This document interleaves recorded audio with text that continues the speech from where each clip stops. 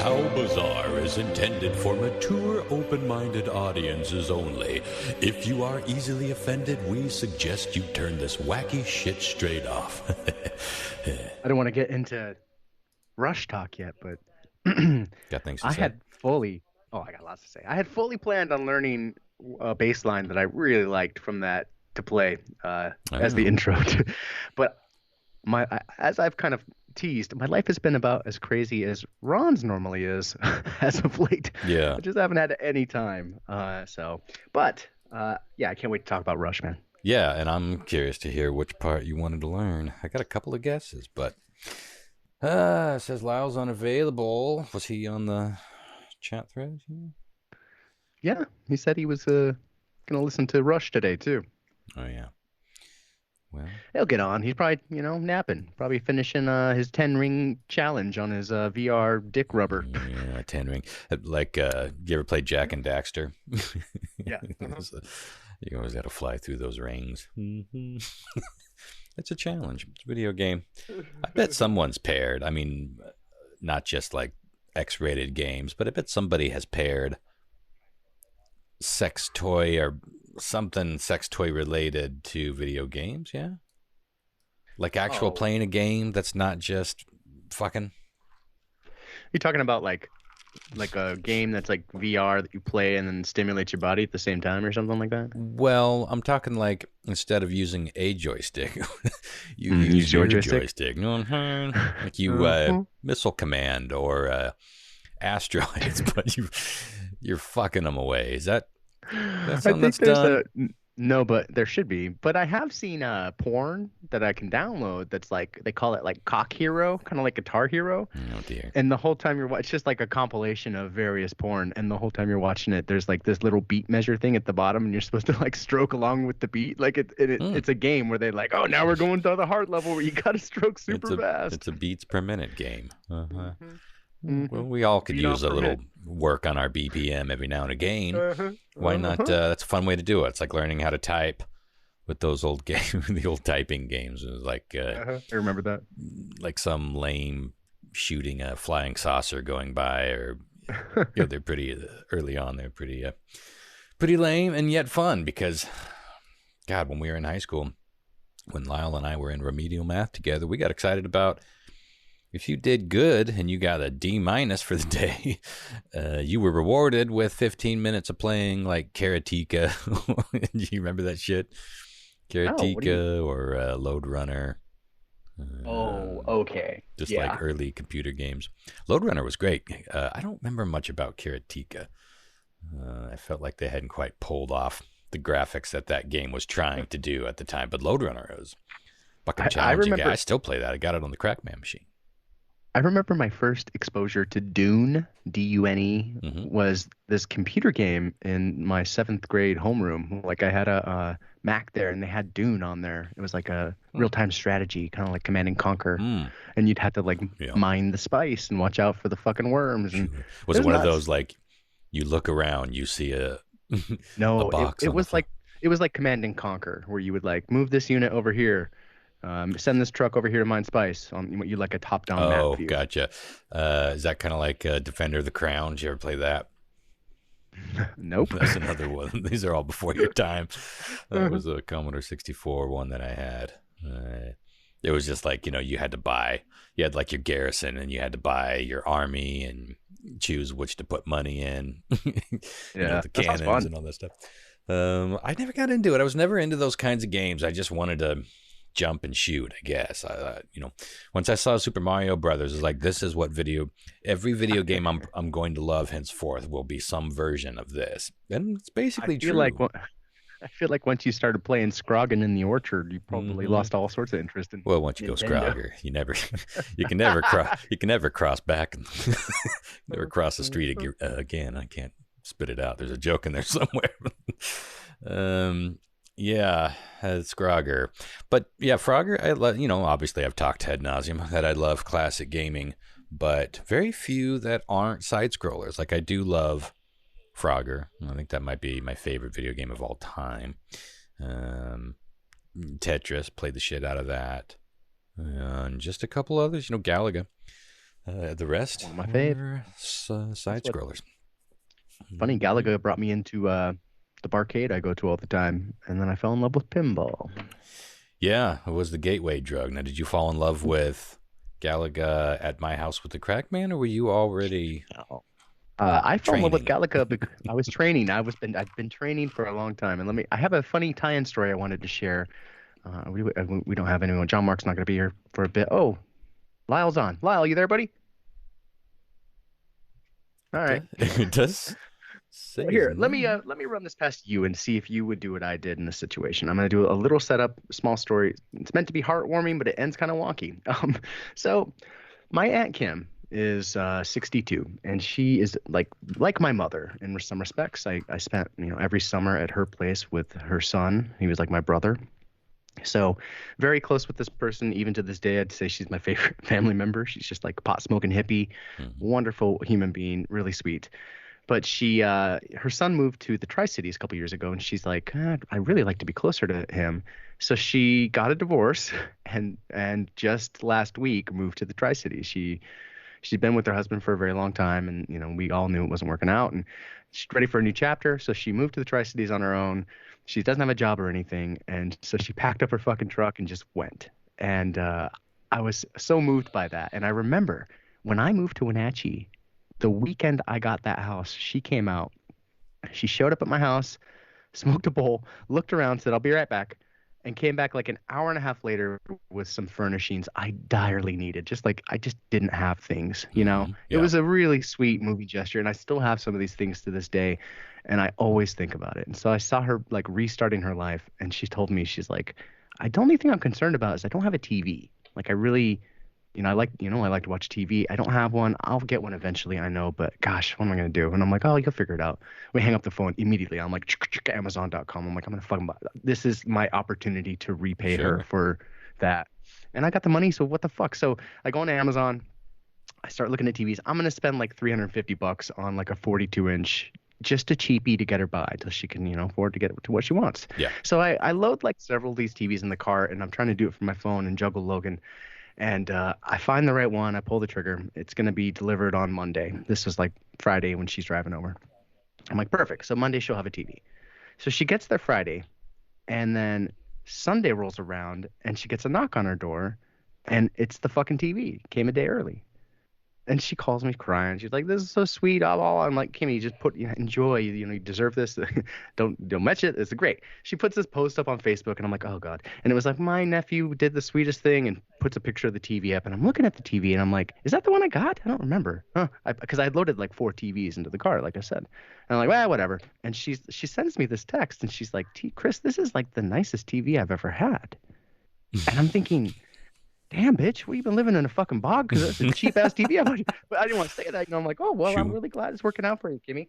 And so I get a text from her like 7 days later, or about 4 days later, maybe. This was yesterday. I get a text from her. She's like, uh-oh. And I'm like, uh-oh, what? And she sends me a photo. And lo and behold, a second TV shows up. No. Now, looking at this TV, it's both 2 inches or 3 inches smaller than the one that arrived was the one I bought. It was a little smaller than the one she got and way less nice. Like the one she got was a Sony 4K super like Mm-hmm. nice one, and I didn't know that till I went back and looked at the photo. I'm like, uh-oh. So Mm-hmm. she's like, what do I do? And I'm like, I'm not really sure. Let me make sure I just didn't fucking buy 2 TVs first off, because that's a possibility. So I go in and I check, which I've only bought the one TV. Check. Hey, man. Oh, yeah. So I've been here the whole time. So I again look at the details, and it shows that the TV I bought was delivered on the day she got the nice TV, not the day she actually got the TV. So I think old Bezos just made an error. Hmm. So Well, she's already had the other TV like unboxed and mounted and shit, and she's like, "Do I like I don't even have the packaging for it any longer." And I'm like, "Don't, I wouldn't." I was like, "I don't feel bad about this. Like, I don't think anyone's gonna miss out. You know what I mean? Like, it sounds like Amazon fucked up." yeah. And it's whatever, so I don't know Well, what would you do in this situation. well, the first thing is, how much is this other TV? First of all, like It's how? about 900 or $800. Whew, that's almost three times. The other question is, will it fit in the shower? Well, I told her, I was like, here's what you do. I was like, wait like 4 or 5 weeks, hold off 4 or 5 weeks, make sure Amazon doesn't come knocking on either of our doors. And if they don't, their insurance is going to pay for it. And you move that little TV to your bedroom, man. You've got 2 TVs. And I don't know. So that was my suggestion. Maybe that's bad morals. I don't feel like I have bad morals. I don't. Yeah. I mean, come on, it's Amazon. Yeah. And I'm sure there's a chain reaction, but yeah, go ahead, Lau. That was, do you guys ever like, because I'll take my phone or even my like iPod into the shower with me. So like, just watch like YouTube videos or whatever while I'm taking a shower. You watch porn. No, I'm being serious. I wouldn't do that. Zest commercials. Am I the only one? I'd build a porn-mounted iPad just for fucking jerking it. Come on. Technically, you could just put a TV there instead, and it would be all good, I could ditch my series of mirrors to the living room. So when you say in the shower, Lyle, do you have a waterproof setup, or do you just like me and you bring it in and? No, my iPad got a cover for it that it fits inside of it, and it's kind of it's semi-waterproof. Yeah, it's like water resistant. Water resistant. So if you're hanging it kind of on the YouTube videos, because I was like, you know what I need to do is go in the shower and watch YouTube videos, right? Unboxing. It's just catching up on YouTube's videos that I don't watch. While I'm taking a shower, just relax, getting a little hot water going on. But if I was in the tub and it fell into the water, it would be screwed. Yeah. Just what you do is I set it up on a little shelf right there, and then playing with fire, man. It's all good. And I could use my phone too to do the same thing. Use that. It's a little shelf on my phone. It's water resistant, but I was just curious if I was the only one that did that. Well, I send the link, baby. I think your logic is as good as any, and if there's a problem down the road, then I guess you can address it. whether or not you want to be involved with that, but yeah. I always say it, no good deed goes unpunished, and you just want to do a nice thing. Sometimes it just ain't that simp, but it was a sweet gesture, and I'm sure that no matter what, that'll be the takeaway, and she'll have a TV no matter what. A part of it was like, after she was done saying, this is the nicest TV I've ever had. Like, if I made her box up that to go down to the shit one I got her, Yeah, it is a funny situation. You know what I'm saying? Like my parents, they bought a new TV like a while back, and it's like a no name. Wow, where did you find this TV? And it might be like a 36-inch or something like that, but it's like, wow, what did you pay for this thing? Yeah. But I've done the reversal. I've bought TVs for like $1,600 that were like from Sears. That were completely, I can't even, what was it? Trying to remember what it was called. Something Scan or something like that. Just a horrible TV. But it was the first 1080p TV out, during the time. Oh, yeah. Yeah, funny how I never think about TVs. I bought one. I think the one hanging on my wall, probably bought in like 2009, maybe 2010. I feel like it was before Leah moved in, so it was somewhere around there. And that's the last time I thought about a TV. I brought one home from where I'm working because they had one they're going to toss out. And I thought, well, that's a 36-incher. And I broke the one in my bedroom, so just brought it home. And that's probably how I'll do TVs for a good while. I'll just, you're going to throw that out? Kind of like how I do cars. Jeez. You're going to finish that? Yeah, TVs are so cheap these days, it's not even funny. Yeah, you can get, that's what I was thinking is like, almost everything, like there's nothing that's really going to be a piece of shit. Now, if you're doing, as you guys could attest more than me, if you're, doing some sort of gaming or some sort of, or if you got crazy specs for in your video or audio file shit, then yeah, you're gonna have issues with some of the cheaper stuff. But for like the average 95% of the population doesn't need to go above the bottom of the line. Like even the bottom of the line stuff's pretty damn good. Standard definition. If you look at even their cable boxes today, to this very day, my parents have cable. It took them 40 years to get it, but they finally got it. and it's the cable box. It's only like 480 progressive. It's so shitty quality. It's standard, but it's shit. And I think their TV is like a 4K. So it sucks because they don't get to utilize it, for their everyday watch. Mm-hmm. And I feel like it comes in trends. And I think we'll hit another one. Like the first one, it was when it's 1080p. We got 1080 progressive. Let's go. Mm-hmm. We could charge something. And that's 4K. That's what happened. QLED. Exactly. 4K. I just bought one. Did I tell you guys this? I had my midlife crisis. I just got because Bridget moved out and the TV was hers. I mean, I have a TV up in my room, but I was like, this is my opportunity to just buy what I want. Mm-hmm. Oh yeah, I can't take that from the room. How about what I use in my shower, Lyle? Right. But I did buy a new, like a big boy TV. It hurt me to pay for it. I felt pain leave my body. I got a 75-inch Samsung QLED, so it's got the the mini LEDs in there. So all the blacks are if you see black, it looks like the TV's not on.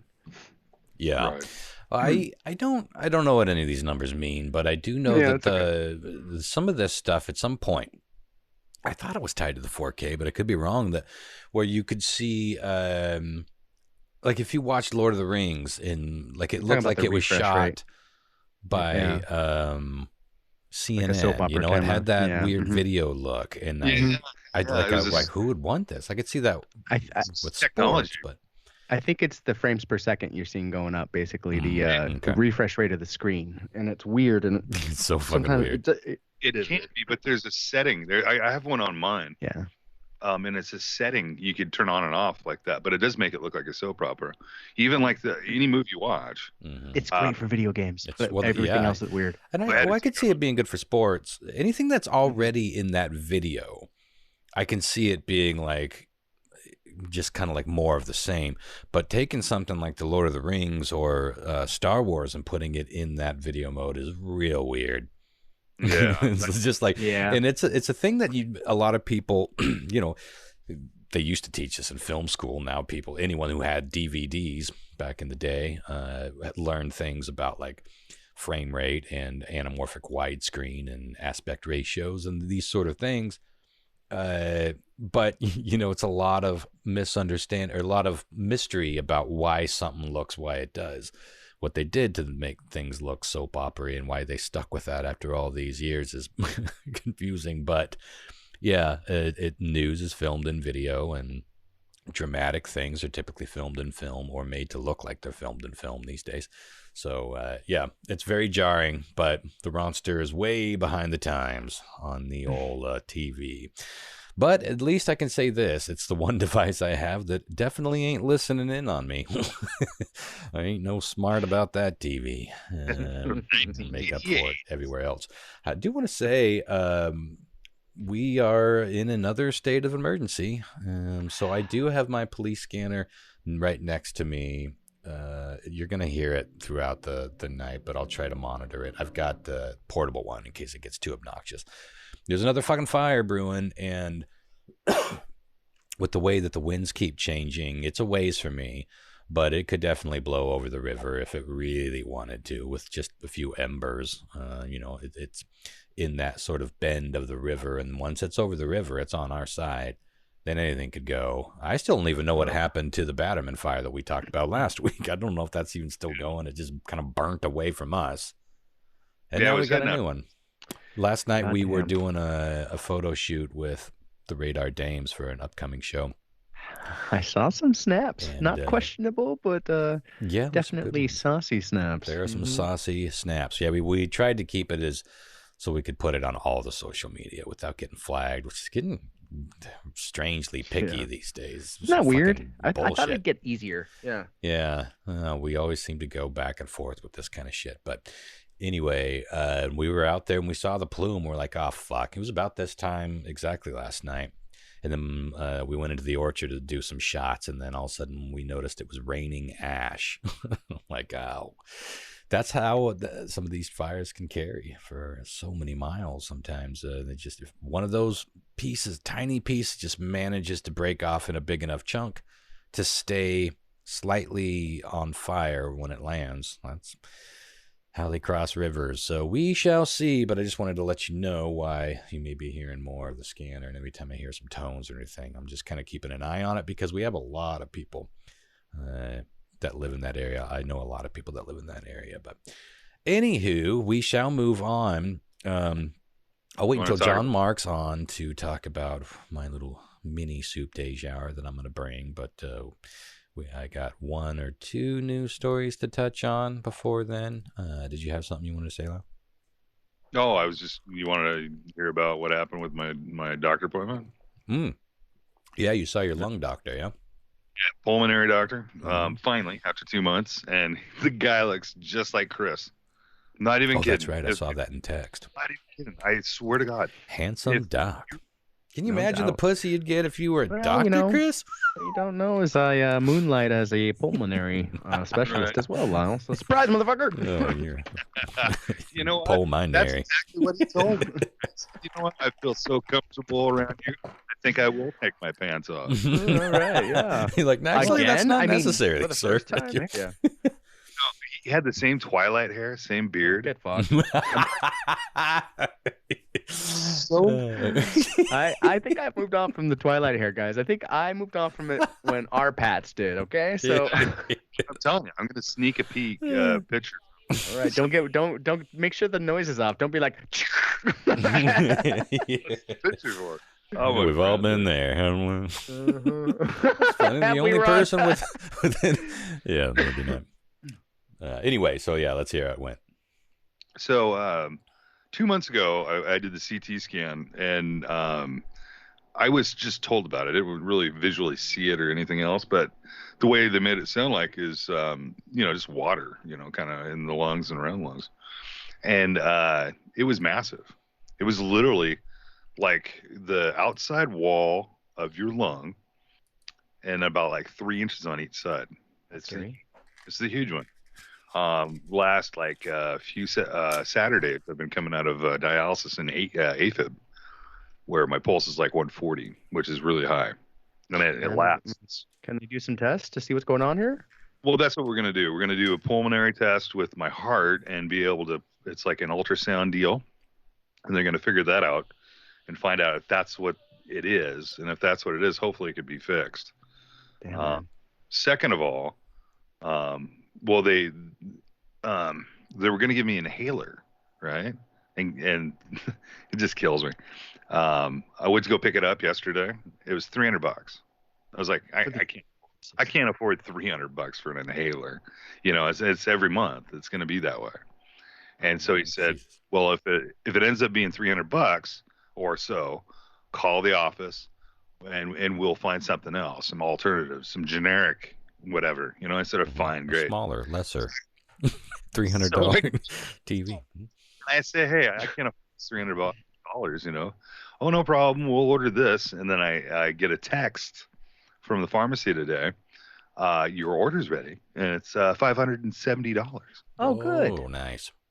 I'm like, no, it's a mix-up, right? They must... No, it's not. Click.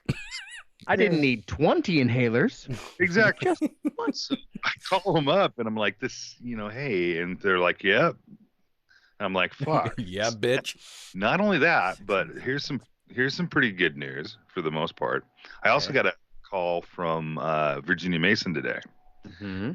They were excited that I had secondary insurance on top of my Social Security. That green lights it to go forward as long as I do get my pharmaceutical. And so the money for your meds. Pretty much. Well, it's I have to go to a branch, say, like a seller, of kind of like insurance, but it's strictly for medication, and it's a lot cheaper, I guess, than healthcare. So once I get that tied in, I think then we're good for at least getting a call. Then we're good to get this fundraiser going then too. Okay, perfect. Oh, that's exciting. All right, baby. I'm ready. It's a lot more than I thought it was going to be. Almost 2 years since Lollapalooza. Can you fucking believe that? How much more? What do you need? She said roundabout about what they need, and this is just strictly to cover pharmaceutical stuff. Afterwards, after the surgery, is 7,000. Okay. All right. Well, we got a goal. Goal. It might take a few different branches of fundraising, but fucking A, man. Hey, No, we know where we need to get to. Yeah, we got a goal now. Yeah, finally. we can do it. Oh, there's John Mark. Let me add him in. All right, man. But this is exciting news. Well, I'm glad you told it in that order. Yeah, definitely.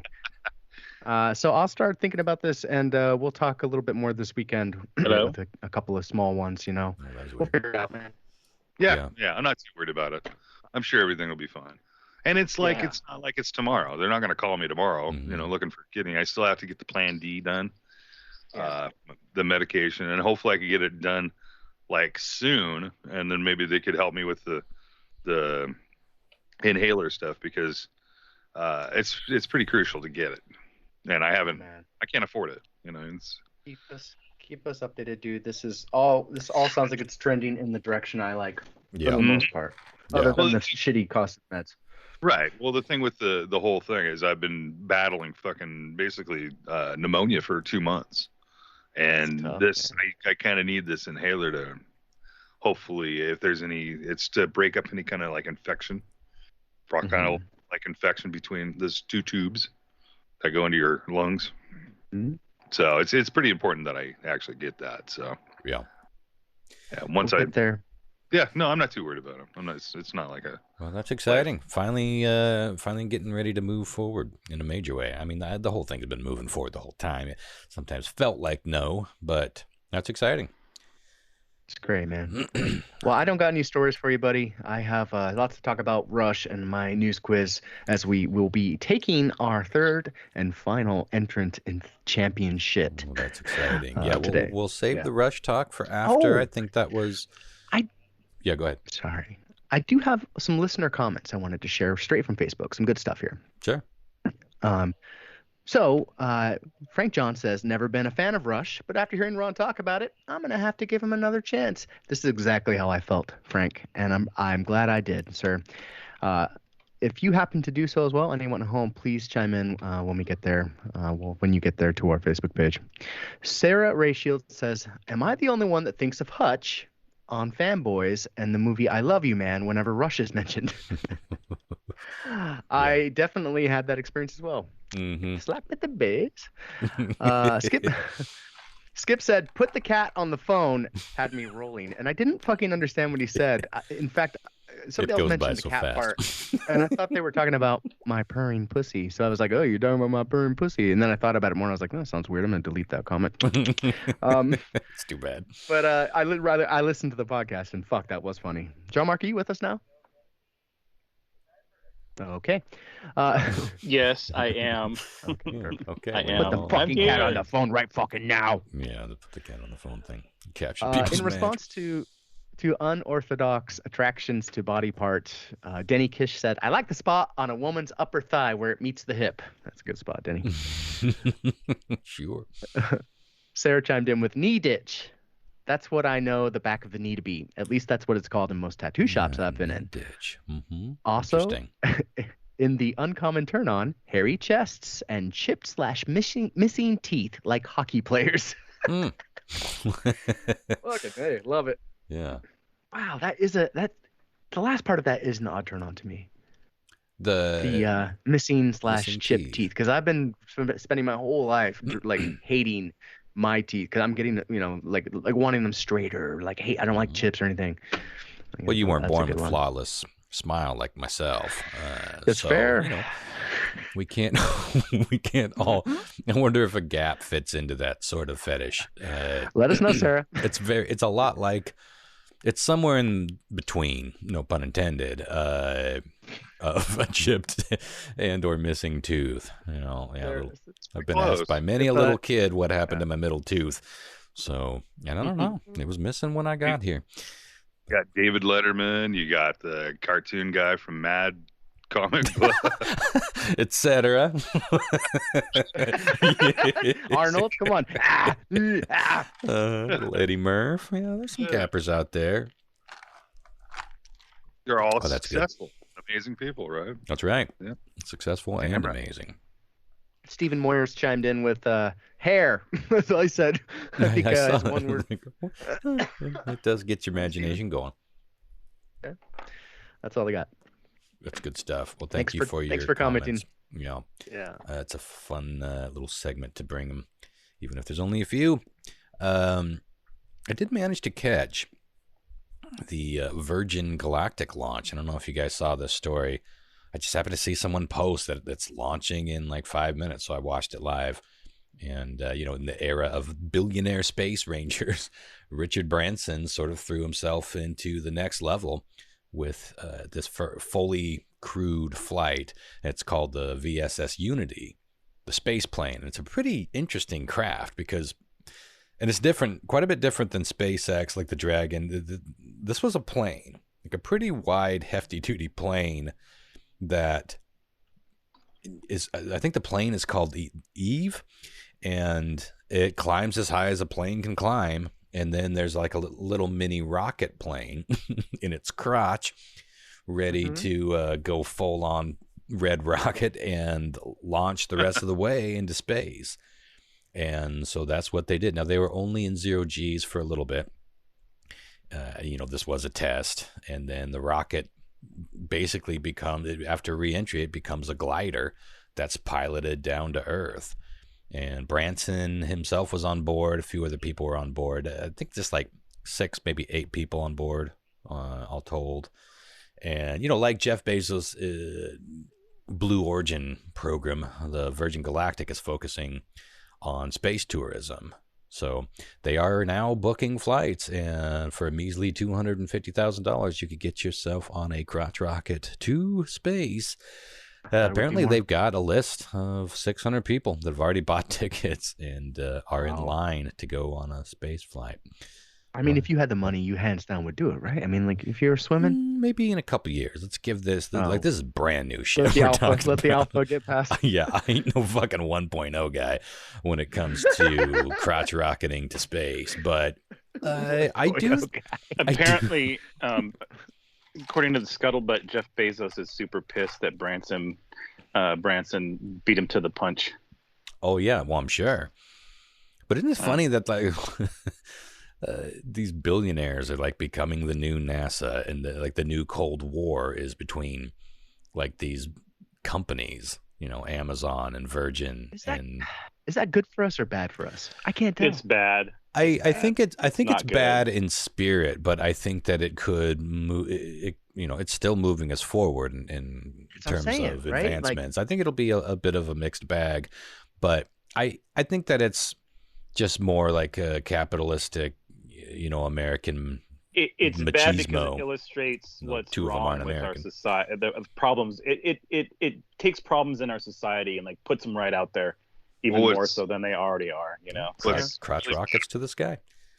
What's really bad about it is making foundations of businesses that are strictly built off monopolies, because it's all they become. Microsoft owns everything. You know what I mean? It's just like, fuck. We built this city on monopoly. Jeff Bezos. We built the space here city. We built Space City. There we go. So we shall see, but it was fun to watch. They had some pretty bad technology concerning the cameras, so it was all glitchy. But you had to watch the replay to get what was going on in there. But it was kind of interesting. It was like, friends, we can now unbuckle. And then they did, the somersault thing, and they were floating in space, and they buckled back down and entered the Earth, and it was a pretty flawless mission. And how long did they get it? How long did they get to do it? Were they able to have sex? It would have been a real quickie. But this was, I don't think they were in the suborbit or whatever that's called for more near than Earth orbit. Well, we talked about maybe a minute or two. It was very short. Well, we tried to talk. Well, we did a story about a couple that tried to fuck up in space, like in an airplane. Oh, But yeah. as it was There's coming been lots of down, studies on that. yeah, Well, I'm sure they're that'll trying- happen. Listen, is there a more perfect craft to break the space plane, if you will, to pop the space cherry than Virgin? Virgin. There you go. But I'm sure that'll be one of many things they do with it. You know, it's for experimenting, it's for traveling, and we shall see. I mean, to your question, I guess, I don't know. I think that ultimately, study that it was a story. We did it on the old podcast. And There was a people that were trying to fuck up, well, that was in the. yeah, They actually coming filmed down. the porn up in one of Yeah, the was it to film the porno? Yeah. gravity, I don't know if zero they- gravity. I'd love to see a zero G cum shot though. Come on. Yeah, I saw it. It's pretty good. Is it? It's a lot like coming in water, which I highly recommend. Try it with a partner. It's a bit of a Nice. science experiment. Kind of a freak show. It reminds me of the original Star Trek would be up against in space. Close your eyes. No, it's coming this way. Close your mouth. Well, they had all the fancy gizmos that allowed them to fuck, and yeah, Star Trek fucking would have been the way to go. They had all Green those aliens. like little pleasure rooms, and they had pleasure planets, for God's sake. And I always thought they were insane for driving away. Start the van. We're leaving Pleasure Planet. It's like, why? Too boldly keep going? Well, I just boldly came, and I'm boldly staying. I ain't leaving this fucking Pleasure Planet. What do they call that room? They had a room. It was the holodeck, the holodeck. where it could be Or anything you anything. wanted. Oh. I think I bet we're not too far away from some fairly convincing versions of that. Between virtual reality where we're at and even an LED, like walking into a room that Well, is just LED screens, like super realistic high def all around you in the right Projections. environments. Just even that You've would be a good start. You've seen some of these sets, right? That these movies are like produced on, and they're just like giant fucking screens, TV screens. The Instead of, Mandalorian. the Mandalorian is a prime Did you example. watch that? The behind the scenes? It's fucking incredible. Yeah, They it's- render out the background of that show in real time using Unreal Engine, the video game technology. And then Yeah. if they don't like it, they're like, well, let's change it so the mountain's over here. Programmer does it, and they have a brand new set. Yeah. And when you watch that on Disney Plus, it fucking blows your mind. And then you start to see it in the show, and you don't even care. You're like, it's so cool. yeah. Interesting. Technology. Technology. I've been watching the Tour de France, as mentioned last week, and I noted a disturbing trend. And in fact, let me see if I can find one. There are 3 ads that out of the blue, and they're in different companies, doing, I guess they're trying to do some sort of ASMR ad thing. Like one of them is for drumstick, and it's like crispy, chocolatey. And this is like No. snapping them open. It's like, no one wants this when you're trying to shove food in their fucking face. And there's another one that's like Burger King. It's like some chicken sandwich, I think. And the same thing. 2 different companies doing it. And then the new McDonald's one, I think, is trying to do something kind of like that. It's like narrated by a guy who has, it's a familiar voice. I'm sure I've seen the actor. But after he's done doing his thing, like, you've dedicated your afternoon to a quarter pounder with cheese.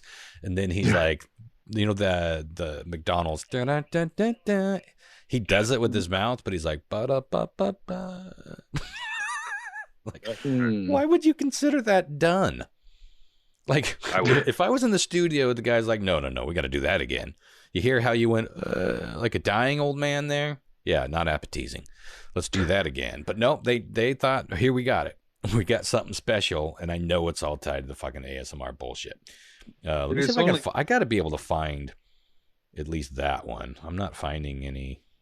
Of these There's on only one YouTube. guy that could do such a bold fucking good commercial, and that'd be Morgan Freeman.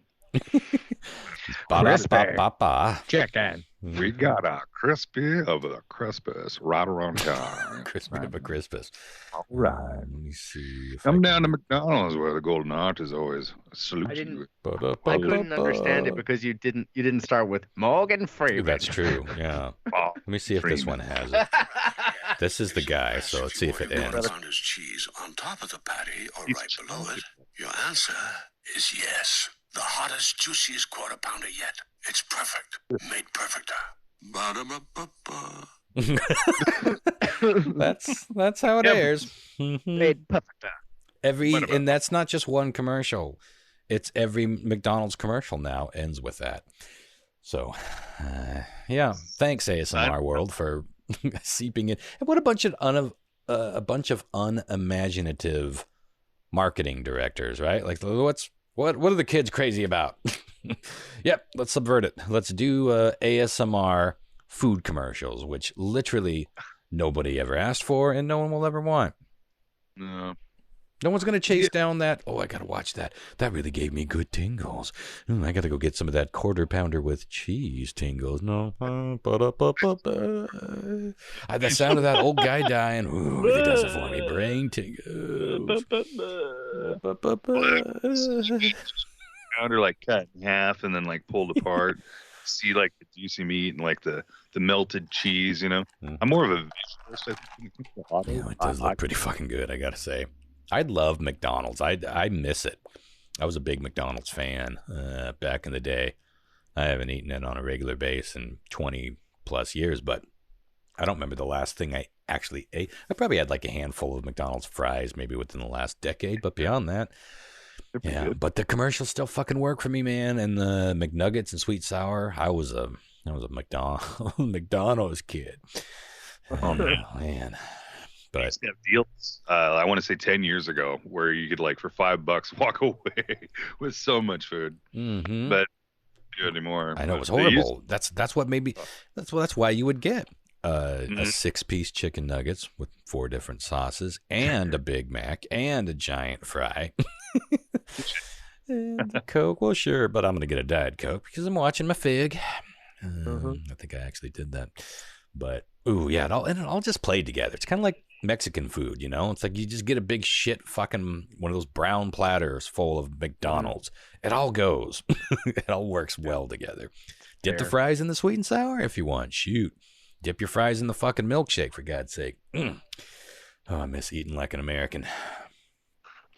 Well, before we get on to my soup de jour, which is, by the way, a battle. You guys are going to battle it out, and some of this is sort of quizzy, some of it's name that toony 80s sitcom theme songs.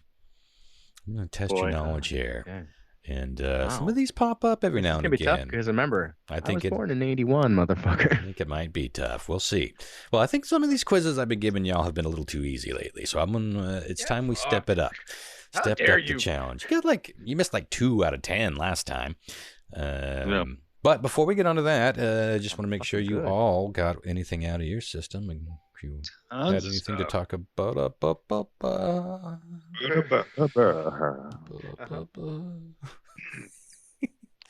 Yeah, go ahead, Lyle.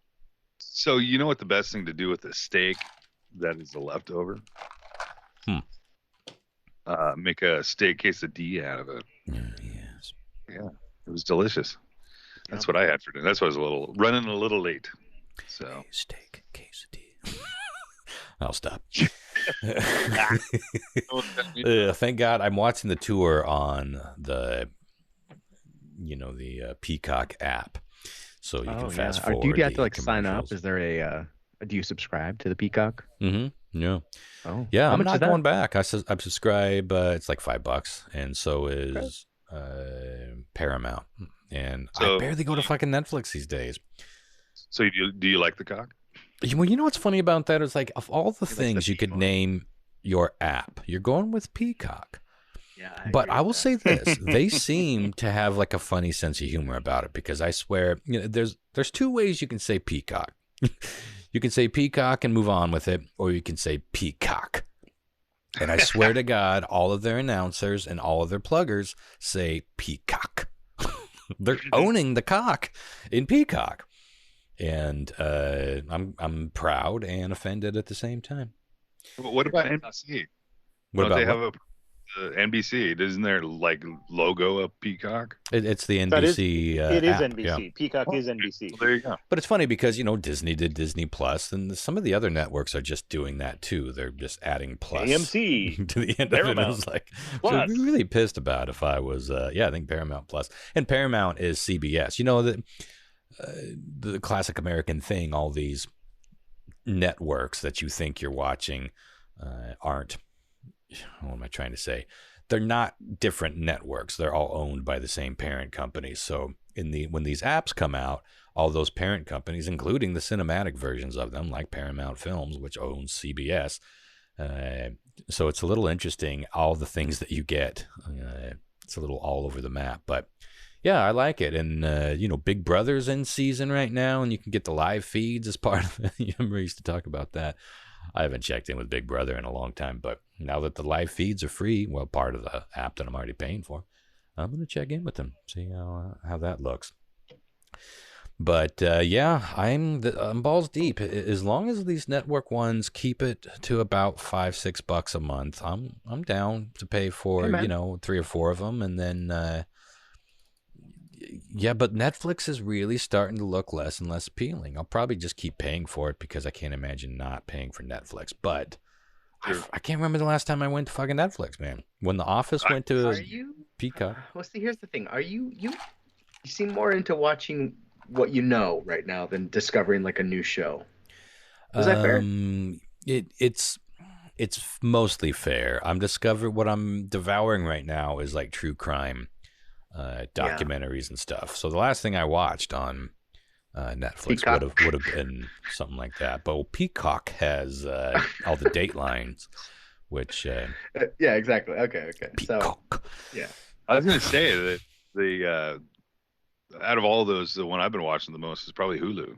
Surprisingly, that's one I almost never turn on. But I am Hulu interested. has a lot of good stuff on it.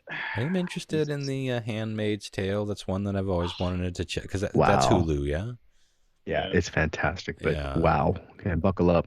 Legion's all on Hulu. The fucking Preacher show is all on Hulu.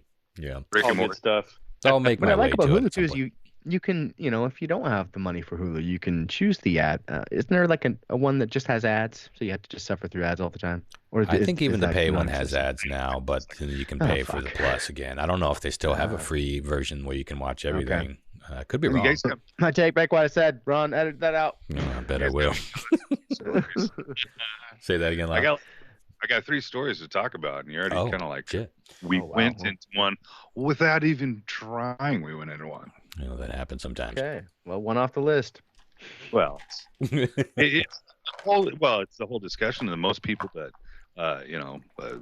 in society think that in 2030 that we are not going to own anything. We're basically going to rent stuff, and I found it fascinating because. You guys know that I've been trying to find a one wheel for like ever. Mm-hmm. I just want to break my neck before I die. And you could go on like Facebook Marketplace and you look them up. And recently there's been a huge trend of people renting them. They own them and they're like, hey, you want to borrow it? Here you can rent it for $25 an hour. Mm-hmm. And that's not only with like one wheels. It's like jet skis. Just things, and it's fascinating to me. It's because it's kind of like going back when you used to buy DVDs, and now, for example, we watch them Netflix. So what do you guys think about that? Well, with DVDs, you actually did own them, but with Netflix, like things like streaming, we definitely has made it easier, I suppose, to steer us more toward you don't really own anything. Type situation. My point is like owning a car. Like a lot of people use Uber. You're renting a service versus having to buy a $30,000 car. Mm-hmm. I think it's super smart. Okay. Go ahead. No, go ahead. No, go ahead. You go ahead. You go ahead. I think there's been a lot of times in my life where I bought shit that I thought I wanted really bad, and then got 2 hours into it and thought, wow, I wish I didn't spend all that money on that. Mhm, So I think it's great. Try it out. Same. So yeah, I mean, there's things that definitely. I mean, the houses. What's the most important thing to most of us? Like our houses and cars. Well, I would wager half, if not more than half, of the people don't really own their cars to some degree. Like the bank owns it until it's paid off, and you're in both cases.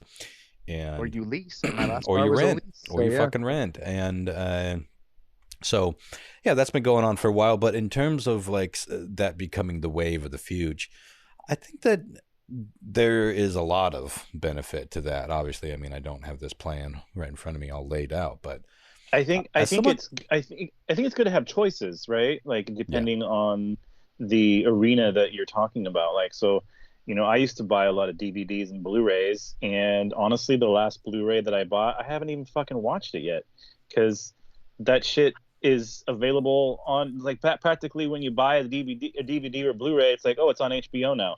And it's like, what are you gonna do? Like bust out the DVD?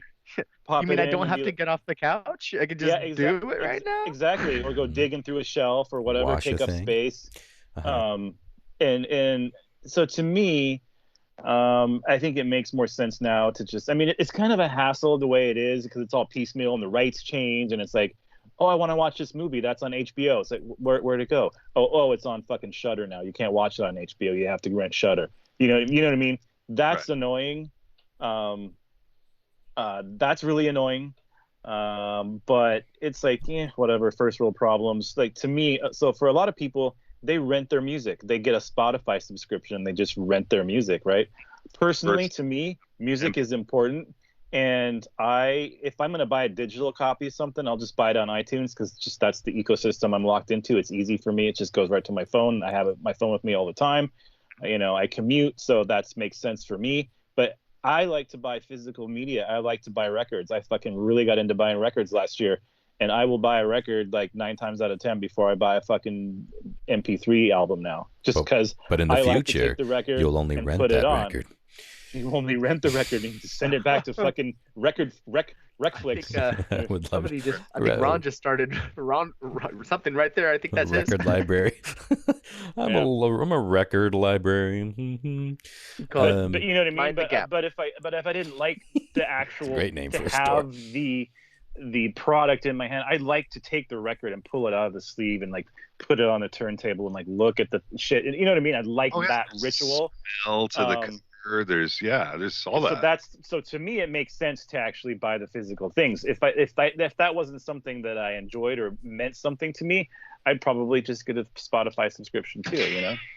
Right. Well, one thing occurred to me that maybe if fewer and fewer of us will be owning any land or property or homes, one benefit to that could be, besides just being free to do more things and move around where you want, is maybe that is a good step in the right direction in letting loose the stranglehold of like nationality and national pride, that negative version of that, that's sort of like, this is my land.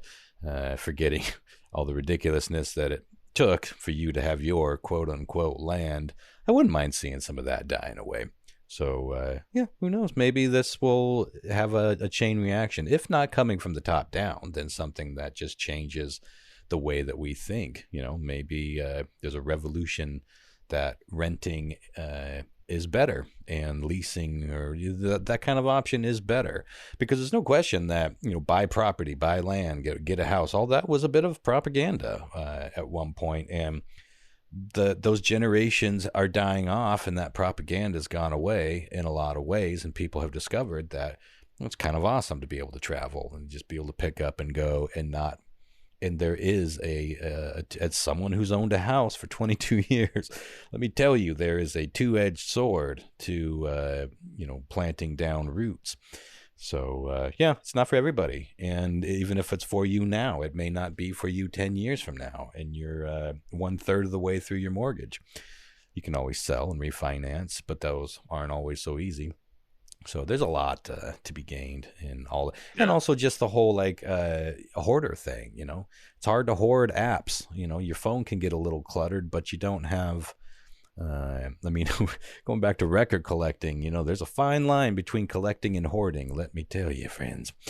And I have trotted many a fine line.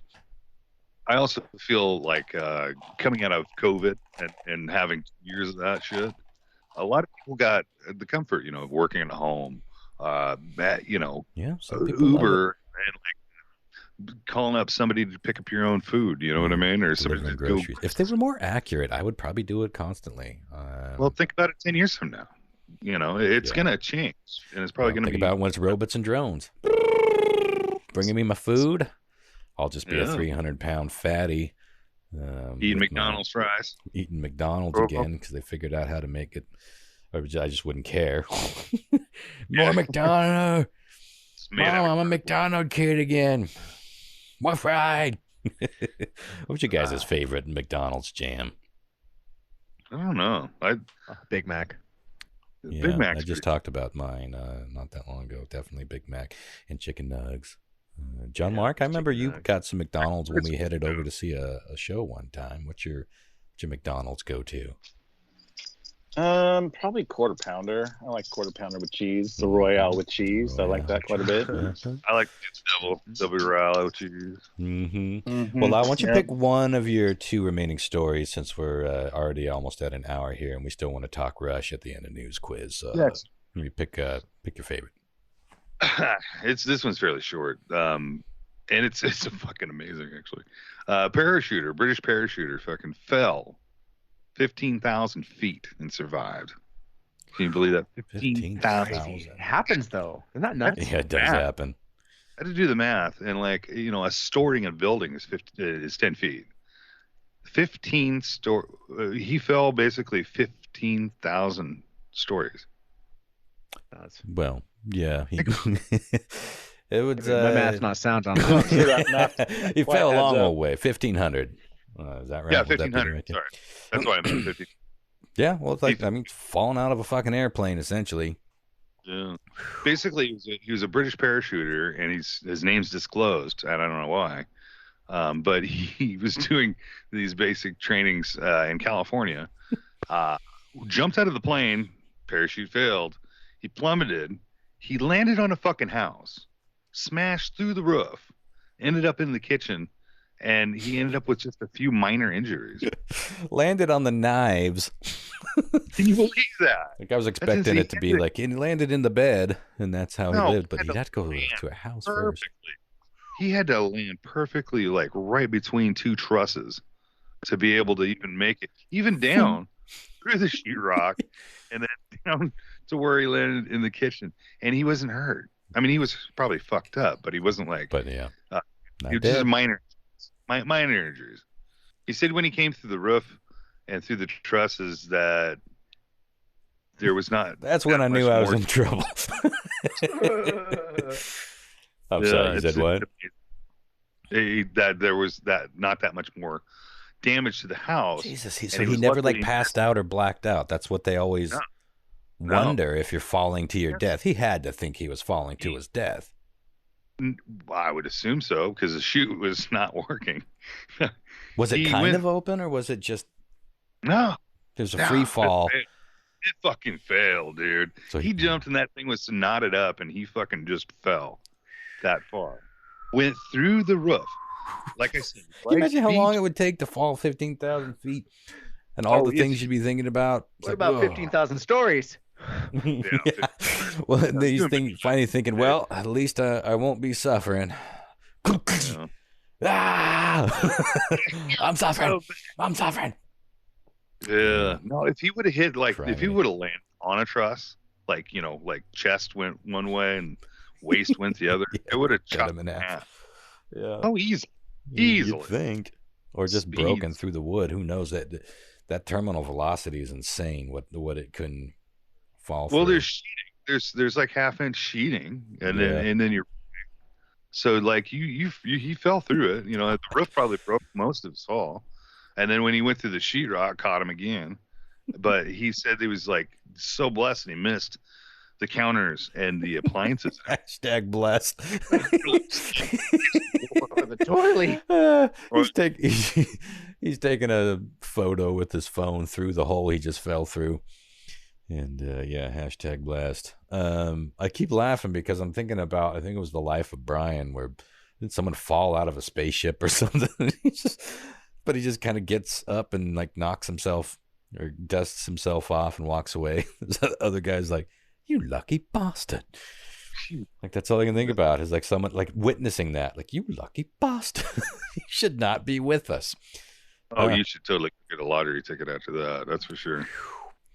Yeah. Sadly, he died in the ambulance ride to the hospital when he crashed. But he died of cancer from smoking cigarettes for 10 years. And that's fucking sad. crazy.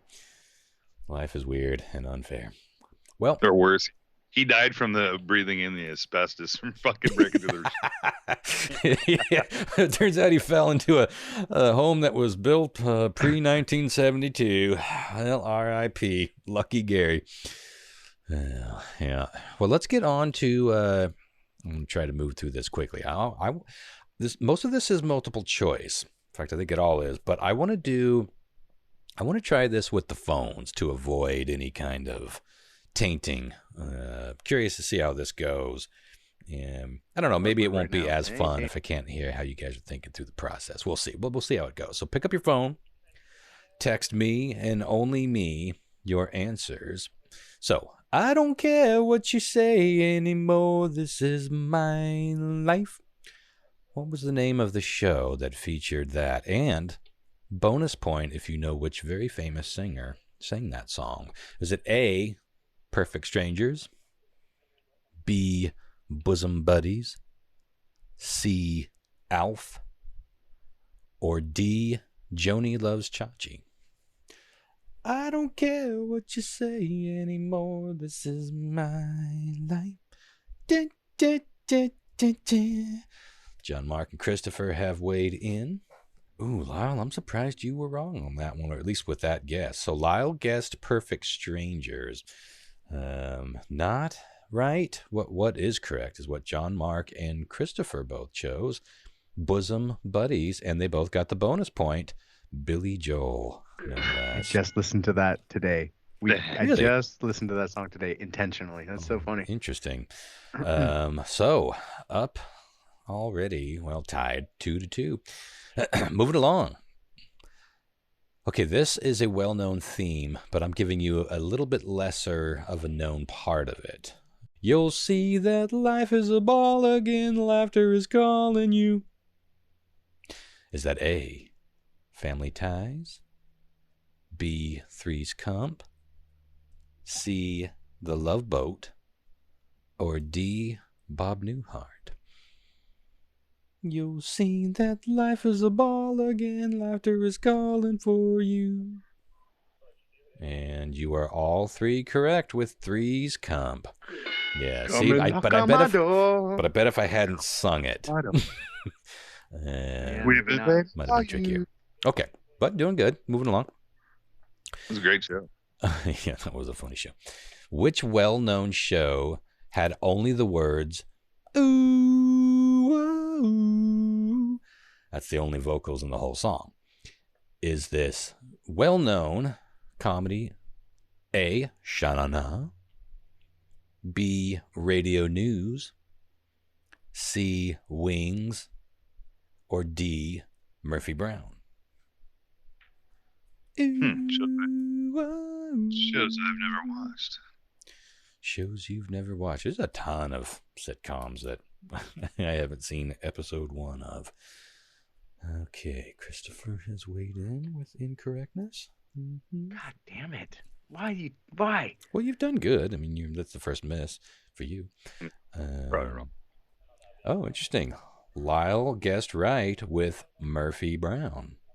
Ooh, so he's right back in it. And John Mark was wrong with Wings. Christopher was wrong with Radio News. I think Radio News was the one that Joe Rogan was on, right? It's like you gotta get he's like the janitor. Barely recognize him. With the ooze, you know. That's new. That's news. That's news radio. Radio News. I don't know. Is that a real show? Oh.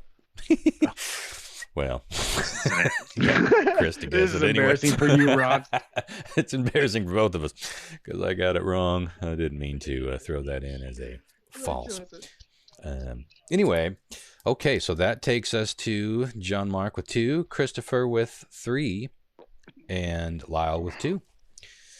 Moving right along. This will go quick. So Facts of Life theme song. Finish this line, y'all. When the world never seems. Is it A, to be big enough for your dreams? B, to be giving all of your dreams? Or C, to be living up to your dreams? Similar, but one is right. The Facts of Life. I don't know, but that whole story ended really tragic. Can you repeat those, please? Facts of Life, kids. To be big enough for your dreams, to be giving you all your dreams, or to be living up to your dreams. Are you thinking of different strokes? Oh, maybe I'm thinking of different strokes. Yeah, that had a tragic tale. What you talking about, Will? What you talking about? Okay, Christopher has weighed in. Oh, no, they had it too. I thought one of them like turned into porn and stuff. That's a happy ending. Well, Dana Plato, I think, did porn stuff, and she had a tragic, drug-addled. Yeah. Okay, so John Mark and Christopher have both weighed in, just waiting on Lyle here. Well, it did, I think. See. It's not popping. Oh, you all went with C, to believe in up to your dreams. You're absolutely right. You guys know the facts of life. Moving on. Okay. Let's see if I can remember the tune. Some of these had to refresh my mem. So, question 5. As long as we got each other, we got the world spinning right in our hands, baby, you and me. Bonus point if you can name the male part of that duo. And I'll give you a hint. He just passed away. But is that the theme from Family Ties? B, Who's the Boss? C, Growing Pains? Or D, Designing Women? Okay, interesting. Now, this is interesting. Just waiting on Christopher. I'm guessing. Oh, fuck. I'm guessing as fast as I can. You gave me with the he just passed really fucked me up because I thought it was somebody else. And then... Yeah. Okay. Interesting. Well, Lyle went with B, Who's the Boss? No, you remember just a couple weeks ago we looked it up how the Who's the Boss theme song went, but I thought I might throw you with that all the same because it reminds me of it. John Mark with Family Ties, also wrong. Christopher went with Family Ties and decided to give it that extra point guess of Eddie Money, who did just recently pass away, but wrong on all counts. It was Growing Pains, and the male vocalist is B.J. Thomas, who famously did Raindrops Are Falling on My Head. And that was along with Jennifer Warnes, who, for another shot out of a bonus point here, she sang I Had the Time of My Life with Bill Medley, which was featured in this 80s classic film. Text me your answer. I had the time of my life. Wait, what do we do in the movie? Yeah, what movie was that song featured in? No, he needs you to do the dance and send a video. Well, I think I'm just giving it away. Well, maybe not, because Lyle went with Top Gun. It's a good guess. It could have easily been in Top Gun. It is probably Top Gun. But Christopher and John Mark were correct with Dirty Dancing. Oh, Dirty Dancing. Dirty Dogs. Dirty Dogs. So that puts John Mark at 4. Christopher's doing pretty good with 5 now. And Lyle taking up the caboose with 2. You can tie at this point, Lyle, and I could come up with the tiebreaker if need be, because we've got 3 more questions here. All right. Which famous 80s sitcom featured Every Time I Turn Around? And that's all you get. Is it A, Valerie's Family, B, Punky Brewster, C, Mork and Mindy, or D, Webster? Seems like a D. Usually does. Whoa. D. That's why they say every time. Turn around. It's that D. John Mark snuck in there with the correct answer to tie up with Chris. It was, in fact, Punky Brewster. Every time I turn around. Christopher guessed Mork and Mindy, which doesn't have any singing. I listened to that a little bit earlier. I remember it having a theme song, but I guess not. And it is very Webster-y, Lyle, so Webster was a good guess. Interesting, though. We got a tie game so far. A couple of chances here to break that tie. Okay, now this one I'm not going to sing, mostly because I just can't remember how it goes. But, I'll attempt it. I think the actual song ends with, brings love and laughter everywhere. Is that A? I'm sorry, I said it. I don't know what it is, but I love it. Brings love and laughter everywhere. I'm probably way off on it, which might throw you off. Is it A, Small Wonder, B, Benson, C, Alf, or D, Just the 10 of Us? Eat cats. I know those guys. Has weighed in. No, Mac. All right. Well, John, Mark, and Christopher are still neck and neck here with a tie because they both got Small Wonder. God, it's on the tip of my tongue. Yeah, the Robot Girl one. I liked that show. I thought it was funny enough. Well, I know. And Lyle went with Alf. Hence the cat eating. Well, Lyle cannot possibly catch up, but let's see if we can break this tie organically here with our final question. Which show theme starts with these lyrics? New boy in the neighborhood lives downstairs and it's understood. Now, I think this is a well-known enough song that I'm not going to sing it. New boy in the neighborhood lives downstairs and it's understood. Is this A, Family Matters, B, Webster, C, Silver Spoons, or D, Charles in Charge? New boy in the neighborhood lives downstairs and it's understood. Let's see if we break the tie. We did not break the tie. Lyle went with C, Silver Spoons. John Mark and Christopher both were correct with Charles in Charge. Okay. Yeah, Charles in Charge of Our Lives. Well, let me see. What can I come up with top of my head? How about this? John Mark and Lyle. Well, Lyle, you can weigh in if you want. It just won't count. Right. So the Gilligan's Island theme song, and again, you'll just text this to me, says, no boat, no light, no what? Before it ends with, not a single luxury. No boat, no light, no, not a single luxury. I don't understand. I get the easy ones when fucking I lost already. That's true. You got that right away. Lyle's right with 0 points. And John Mark is right. So the question is, sing one more time. Right? No boat, no light, no, not a single luxury. Like Robinson Crusoe. It's primitive as can be.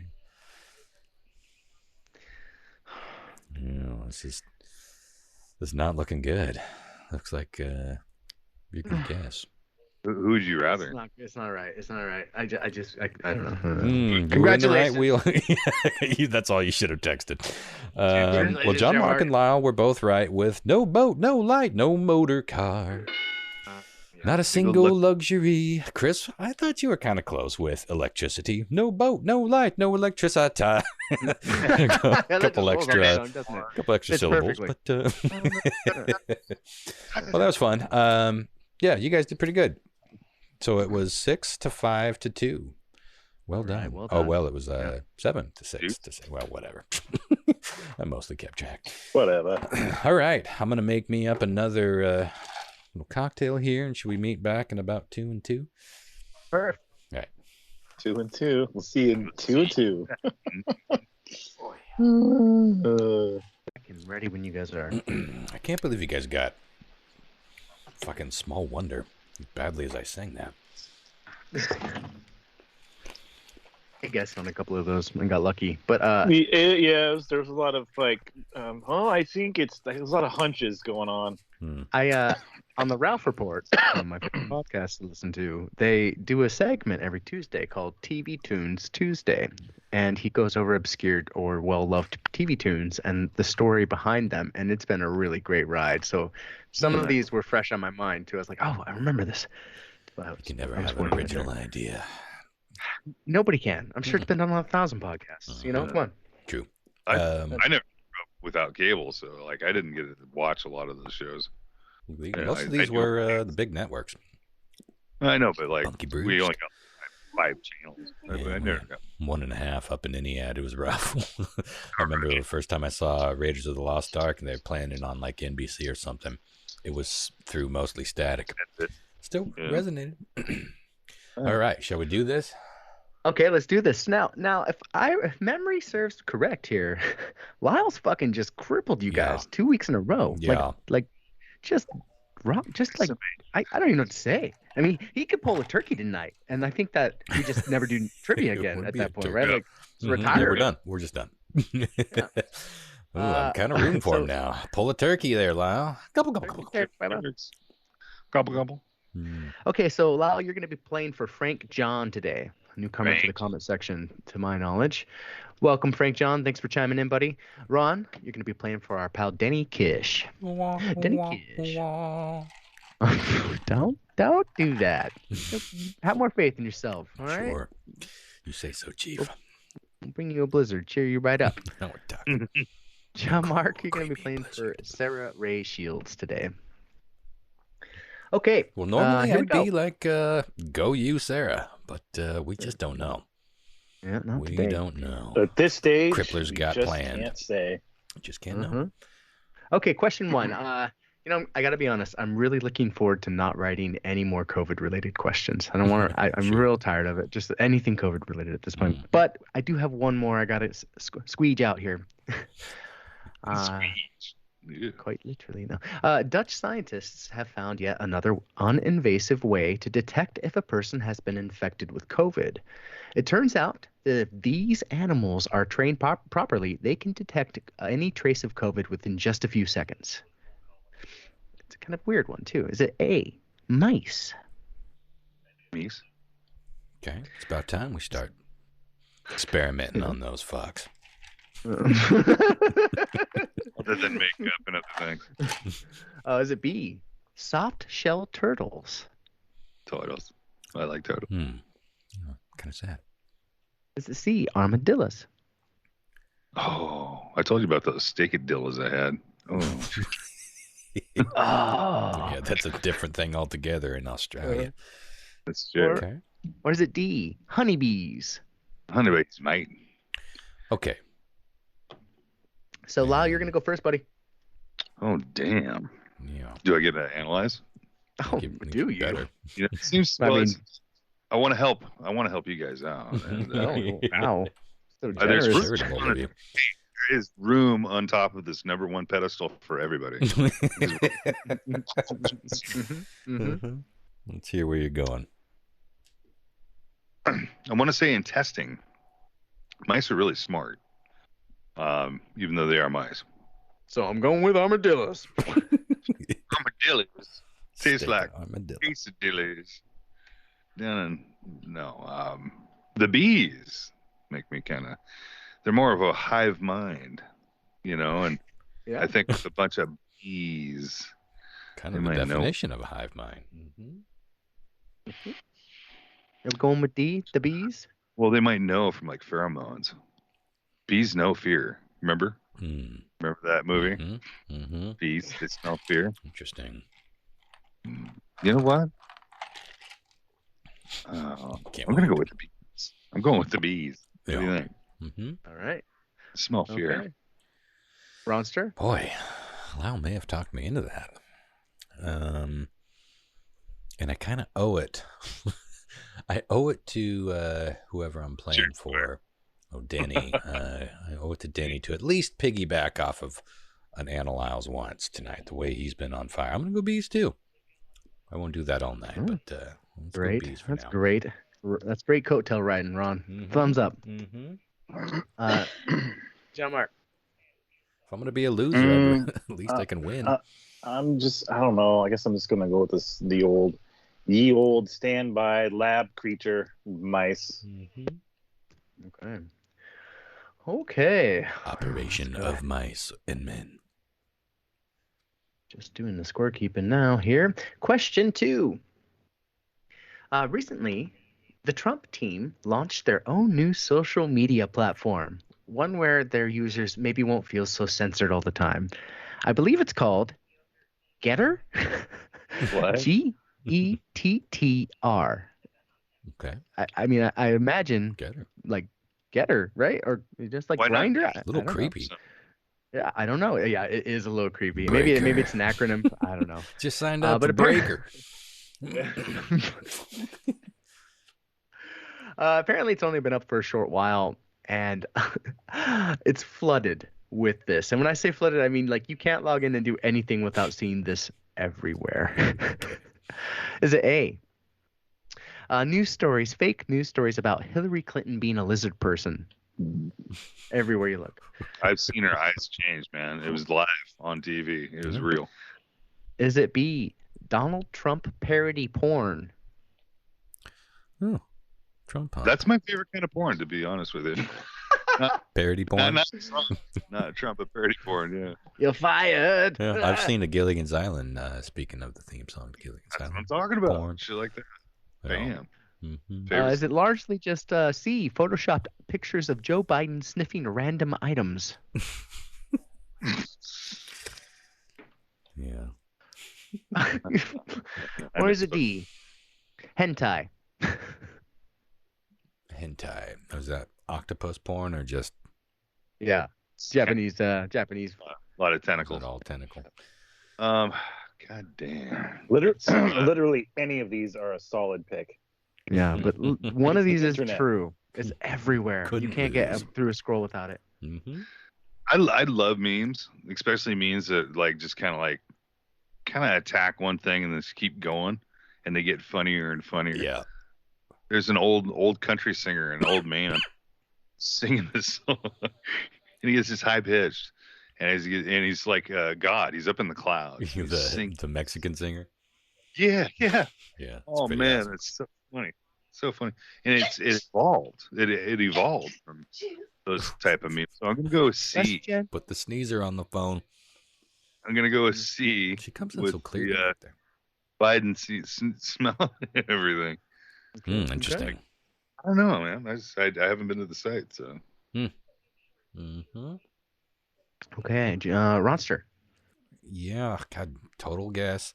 I'm gonna go with Trump Pump. There is Donald Trump porn. Donald Trump parodies. related porn. Trump. You know he's What made was A? fuck tapes of himself. was, It's got to be out there. The real stuff's got to be out there. Grabbing It it was by the stories about Hillary Clinton being a lizard. That was A. Lizard person. Excuse me. Lizard person. I don't. Apologies, lizards out there. Yeah, have some respect That's to our lizard overlords. Alex Jones. We got the documentations. The lizards Get her. are here. They don't want us to talk about it, Joe Rogan. Yeah. But the lizards are here. Did you see? Did you see the news I'll go with Hillary. Okay. Hmm. All right. What the hell? What the Hillary? What All the right, question Hillary? 3. Buckle up, boys. This one's gonna be a fucking doozy. It just so happens to also be a listener submitted question. So huge thanks to TJ for sending me this one. A toozy It's doozy. my doozy. It's my favorite in a long time. And as always, if you find a story you want me to turn into one of these, please just email that over to me at christopher.bizarre@gmail.com. Okay, 2 points on the line, guys. A 28-year-old Minnesotan woman ended up in police custody after she was arrested because she attended her ex-boyfriend's funeral. She showed up to the funeral wanting to pay respects to her ex, but was asked to leave by the surviving family. In response to this, the woman did this. Was it A, pulled out a Bluetooth speaker, played some music, and did a strip dance next to the deceased's open coffin? I'm going to get him talking. Mhm. I wish I had Jesse's gun. I wish I was alive. Began distributing the pornography they'd made together to innocent funeral goers. Distributing. Mm-hmm. Was it C, she attempted to get into the coffin with her ex to be buried with him, knocking it over in the process? Oh, no. Or was it D, she got into her car and tried to run over the attendees of the funeral and tombstones alike? Psycho. One of these things actually happened in Minnesota recently. 28-year-old. Minnesota? Minnesota? Mm-hmm. What you gonna go with, buddy? Jesse Ventura's family, maybe? From Minnesota. Grief takes us all in certain ways that are terrible. Which way did it take her? True. Let me tell you.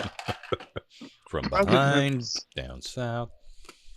She probably went with C and jumped in the coffin and just be with her. God, that sounds so familiar that someone did that, but I think I'm thinking of a movie scene. Maybe. Yeah. Or story. Oh. Are we going with C, Lyle, or is there a zig and a zag coming here? No. It'd be a You would zip do and a that. zag. That's a C. I'm pulling it out. Big C. God, I'm Monster. tempted to go with C as well, but I already piggybacked once. I'm gonna. Oh, the porn thing. How do you distribute porn and be in paper form? I'm gonna go. Well, it's an X. It could be a crazy X that came to make a final statement. I guess I'll go the road rage thing. She tried to run him over. Is that what it was? She tried to run him over? Yeah, she tried to run people. She started trying to run people over and tombstones too. There's a lot of trying to run people over going on these days too. That's trendy. Okay. Ripped from the headlines. Yeah, I think I'm gonna have to go with the first thing that really caught my attention was the trying to get into the coffin. Okay. That either that happened, and I know, but that I feel like I saw that story a long time ago, or it happened in a movie. I can picture it. Who knows? I can picture somebody like distraught woman like trying to climb into the coffin with somebody. Anyway, we'll see. Okay. Question 4. Last year during COVID, this famous movie star made the news when during an interview he said for the last 20 plus years, almost every single haircut he'd received was a self-cut he gave himself using a Flowbee. Now, for those that aren't familiar, a Flowbee is a fucking vacuum cleaner with like clippers in it, basically. And it just stinks. I've never used one. Does. Have you? Yeah. And quite shocking. So he admitted this, and so not only did he admit it, it caused such a storm. He went on another show to demonstrate using it. So, who was this person? If Flowbee's still around, that's a great. Oh my God! Yeah, totally right. Is it A, Tommy Lee Jones? Tommy Lee Jones. Got a pretty military, simple haircut. Is it B, Keanu Reeves? Keanu Reeves never do such a thing. I feel like that would take way more than what we usually see. I guess it has settings. He does have long hair and a full beard, so he probably didn't even get a cut last year. Yeah. Is it C, Tom Hanks? Tom Hanks. Okay. Or is it D, George Clooney? The Clooney dog. The Cloonster. The Clooney dog. Interesting. Lyle. He's a pimp, that Clooney. Did you know when he went to L.A., he lived in a closet for like a year? I'm glad he finally came out. Well, no, like literally, one of his buddies like lived in L.A. and it's like all the space he had, and he rented a closet for like a year. He lived in a closet. Do you think he brought chicks home to it? Now look at him. It's like going. He always looked like cutting his hair George with a Clooney. Flowbee if you're going with him. Remember him on No, I'm gonna Roseanne? go He kind of first had that mullet. The first gay, Angela Joline's first husband. What's his name? First guy. Brad Pitt? No. Oh, Voy? No, that's her dad. Wow. It's just fucking. The guy from Pushing 10 and No. Monster. Billy Bob Thornton? Billy Bob. Billy Bob. Thornton. Oh, Is yeah. that A? No. Tommy Lee Jones. Oh, Tommy Lee Jones. We're going Billy with Bob Thornton is not one of the answers. Doozy of an analyze. We're going with Tommy. All right. Tommy boy. Okay, Going Ronster. off script. I'm gonna go with George Clooney because he's the only one out of that I think like is dapper. Tom Hanks just looks how he looks. Keanu Reeves always looks a bit disheveled. He usually has. I mean, I've seen him slick back, but in Tommy Lee Jones, I don't know. Yeah, I'm gonna go with Clooney. Okay. John, Mark. Yeah, my original thought when you were reading off the answers was like, yeah, I guess you could have a setting on a Flowbee that you could get Keanu Reeves' hair to be the length that it is. But something about George Clooney rings true. Oh, it usually does. It usually fucking Could does. still. All right, let me just do a couple of quick combines here. Calculations. Hmm. Calculating. Okay, Calculating. let's go over the answers. I have calculated. We are ready to roll. Question 1, maybe, hopefully, fingers crossed, one of my last COVID questions ever. Dutch scientists have found yet another way to detect if a person has been infected with COVID. This one is kind of uninvasive. It turns out that if these animals are trained properly, they can detect any trace of COVID within just a few seconds. And we were talking about honeybees. Bees. Good And time I to actually, piggyback. Lyle and Ronster got that right for a point of pop. I have a little bit on that for you here, just a couple of things.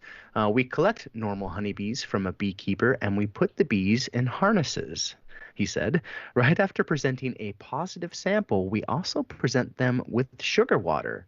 And what the bees do is they extend their little probe out there, and they take the sugar water. And each time the bees were exposed to the scent of an infected sample, they received the sugar water reward. So by repeating this action several times, the bees associated the sugar reward with the scent of, this thing, and just started sticking that probe out even without sugar and even without reward over and over again. Mm-hmm. So kind of fascinating. Yeah. Yeah. Interesting. That sounds useful, totally maybe fake. not. Harnessing bees. We put the bees in little harnesses, and then we thought, Haven't you ever tied a bee to a string, bro? Come on. no. Yeah, we used to do that, and I don't remember how. You freeze them. It's I don't- really inhumane. Oh, You I smoke don't remember 'em. the freezing part. I knew No, that you there had to be freeze something I them. was forgetting. As a kid, I watched my kids on the neighborhood do this. You'd catch a bee, freeze it, come out frozen. You Tie it tie on a like string. a fucking fish string to it. Yeah, and then Fly you it wake like a up kite and around look your at that living fucking. And you just leave it when you're done with it. Good luck with Or that they probably string. They maybe incapacitate them with a gas or something. I don't know. Whatever. I don't remember how we did it, but I've seen it done. Yeah. Okay, we're off to an interesting start. Terrible. Recently, the Trump team has launched their own new social media platform, which I believe is pronounced Getter. Yeah, get her. Maybe it's like Getter Done. I don't know. Mm-hmm. Get her. Anyways, apparently it's only been up for a short while, but you can't even get a single scroll up without seeing hentai everywhere. Just loads and loads of hentai. Interesting.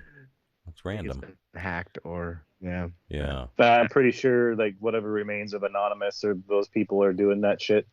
Yeah, probably. Okay, question 3. My favorite question in quite some bit. A listener submitted question were 2 points. A 28-year-old Minnesotan woman was in police custody after she jumped into her car and tried to mow down people at the fucking funeral of her Oh, ex-boyfriend, Dang. running over graves. It was Damn. nuts, man. Did you hurt anybody? You gave that Nope, answer. nobody got- You said she started to run over people and tombstones. You kind of gave it away, I think. I But know. it was already said it. So How does that give it away? Yeah, I'm confused. Well, whatever. Ron, you got that for 2 points. Yeah, but I'm the only one that got it. Yeah, Yeah. So do we know that there's a story about a woman climbing into a coffin. Does that ring? Obviously, that rang a bell with. I thought I saw that in a movie too. Yeah, I was like, it sounds might fun. be in a movie. I'm sure it's happened. Probably in several movies. It has to. Yeah. Holy shit, man! What stress upon stress? Can you imagine dealing with that at a funeral? Some crazy fucking ex shows up and starts like trying to kill people. Sure. Or at least making a scene. Whew. Oh, people are fragile. Mm-hmm. Where are the non-fragile people? Is there an island of like super strong, well-adjusted humans? Where do they live? It's called Australia. I feel like everybody's damaged and fucking struggling. You have to be pretty strong to live in Australia, especially in the middle part. Yeah, Australia would break me. We're all together. Hotel. Keep going. That's all I got. Okay, bringing it back full circle. Full circle. Okay, last year during COVID, this famous movie star made it news when during an interview he said for the last 20 plus years, almost every single haircut he had been self-given by a fucking Flowbee. And the person that did that, well, I have the photo to send over to you of said person. Here you go. Here you go, guys. Mm-hmm. Where are you sending it? Photo. Oh, it is Sir George Clooney, and he is demonstrating it. And he looks so pleased to be doing that too, doesn't he? He's like, I do. Huh. Ron and John Mark got that correct. So in a shocking turn of events here, wow. Ron ended up with 4 fucking points, and John Mark and Lyle both got 1 point, I believe, if I'm not mistaken. That sounds about right. Sounds about right. Look at fucking that. Yeah. Look So at congratulations. that. I'm speechless. To our friend Denny Kish. My mojo Denny is gone. Kish. Denny, that was the Denny moves perfect on. time because now we slide right into the championship round next week. Perfect. I'm going to put this in the Hall of Shame right this moment. Yeah. Nice Well, job tonight, hell of a haircut and a hell of a plugger for Flowbee if they are still in business. Now I want one. Yeah. I mean, that's a hell of a haircut. What are you going to do? What are you going to do to top it? No pun intended. I guess a hat. Well, let's get on out of here. Before we get on out of here, I should say, I'm dying to hear what you guys thought of Rush's A Farewell to Kings. Who wants to start off this roundup here? I want to go last. You want to go last? I want to go. Chris, Chris, what do you think? Lyle, what about you? What do you think? It's traditional Rush. They had the songs that they've played on the radio before. Something that really stuck at me, being in a 1977 recording and studio, is that they played that little game of hit that gain right towards the end of the song. A couple times. A lot of the songs they actually pumped in more volume. Which announced it happened a lot in the 70s and 80s. They get that standing where they're playing their songs, da-da-da-da-da, and then periodically through the song it gets louder and louder and louder. Yeah, I noticed this because I had it set at a certain volume, and it just by the end of the song, the last minute was just deafening. So, yeah, that last minute is something else. Yeah, they're good. I mean, it's just like I said, it's Rush for sure. Yeah, but you weren't bowled over. You weren't like, well, now I'm balls deep into these guys. It's just more of the same of what you've heard from Rush. Yeah, well, exactly. Some of them, like 3 of the songs, they played on the radio. Yeah, like I said, closer to the heart. You'll hear on the radio quite a bit. And yeah, that ending, where it does get super chaotic. The whole idea of that is that he's going through the black hole, but then after all that chaos, it's like it just ends with that beautiful little acoustic strumming that gets quieter and quieter and quieter, and that's basically you just disappearing into the black hole, into whatever is in that void. I thought that was a pretty cool concept to play with. John Mark, what about you? That it was pretty short. Yeah, it was only like a It goes fast. Like I said, the songs can be kind of long, but most albums were shorter back then because they had to fit on vinyl, which I think is 47 minutes, 46 minutes, something like that. Well, for it a was single. So you have three songs on one side, three on the other, and then you had sets for singles, and then yeah, it's only a half an hour long. It's six songs. Yeah, it moves along. Yeah, like 37 minutes, I think. Something like that. Yeah. Something like that. Yeah, I don't know what I was expecting as far. I don't think that I was expecting to hear the Rush album I heard after hearing you talk about it. But I don't know what I was expecting, honestly, right? Yeah. I thought it was I think it was more subdued than I thought it was going to be, if that makes sense. Yeah.